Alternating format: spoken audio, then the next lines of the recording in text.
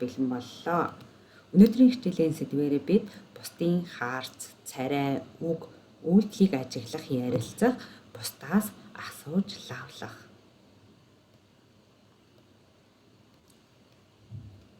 Тухайн хүнд харилцааны явцад үүссэн сэтгэл хөдлөл гадаад царай, төрх үйлдэл, дотоод мэдрэмжээр илэрдэг.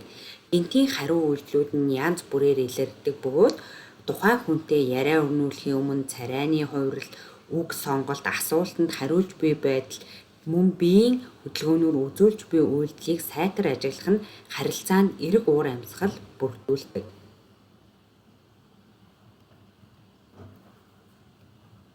Хүн сэтгэл хөдлөлөө мэдэрч чадвал хийж байгаа үйлдэлийн холбоо хамаарлыг ойлгодог.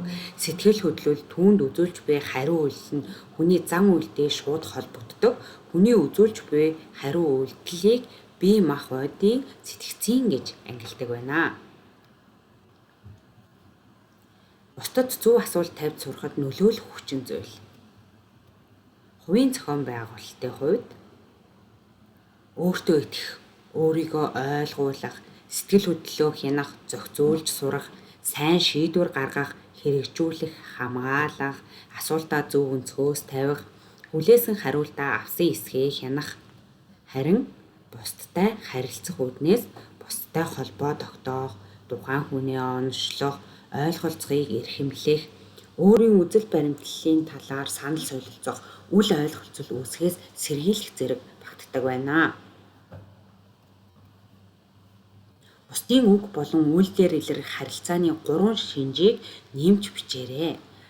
За эхнийх нь хэрэв сэтгэл хөдлөлөө хянаж чадвал баяр хөөртэй, өөртөө итгэлтэй бай. Сэтгэл хөдлөлөө хянаж зохицуулж чадах.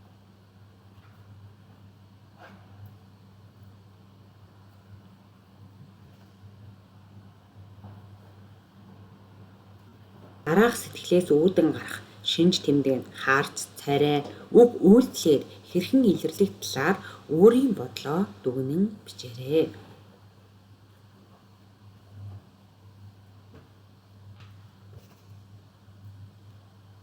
Анхаарал хандуулсанд баярлалаа.